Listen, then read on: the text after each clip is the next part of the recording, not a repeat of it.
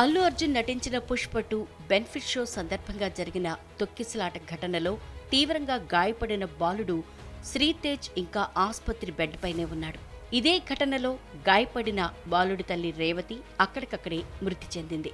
ఘటన జరిగి 56 రోజులైనా శ్రీతేజ్ ఆరోగ్యంలో ఇప్పటికీ ఇసువంతైనా మార్పు లేదు. నేటికి కళ్ళు తెరిచి చూడలేదు. ఇప్పటికీ సన్నని గొట్టం ద్వారానే ద్రవహారాన్ని అందిస్తున్నారు.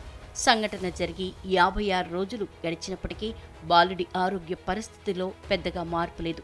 తొక్కిసలాట తర్వాత బాలుణ్ణి పక్కకు తీసుకెళ్లిన పోలీసులు సిపిఆర్ చేశారు. వెంటనే సికింద్రాబాద్ కిమ్స్కు తరలించారు. కొన్ని రోజుల పాటు ఐసీయూలో వెంటిలేటర్పై చికిత్స అందించారు. సొంతంగా ఆక్సిజన్ పీల్చుకోవడంతో వెంటిలేటర్ను తొలగించి ప్రత్యేక గదికి మార్చారు. అప్పట్నుంచి అతను ఆసుపత్రిలో మంచానికే పరిమితమయ్యాడు. పేరు పెట్టి పిలిచినా కళ్ళు తెరిచి చూడలేదు. నోరు విప్పి మాట్లాడలేదు. ఇప్పటివరకు ముక్కు వద్ద అమర్చిన సన్నని గొట్టం ద్వారానే లిక్విడ్ ఆహారం అందిస్తున్నారు. వైద్య సిబ్బంది ఫిజియోథెరపీ చేస్తున్నారు. అయినా ఆరోగ్య పరిస్థితిలో పెద్దగా మార్పు లేదు. ఎప్పుడు కోలుకుంటాడో వైద్యులు కూడా చెప్పలేని పరిస్థితి. ఇతర జీవ ప్రక్రియలన్నీ సక్రమంగా ఉన్నప్పటికీ శ్రీతేజ నుంచి స్థిరమైన ప్రతిస్పందనలు ఉండటం లేదని కిమ్స్ వైద్యులు డాక్టర్ చేతన్, డాక్టర్ విష్ణుతేజ్ బుధవారం విడుదల చేసిన ప్రకటనలో తెలిపారు.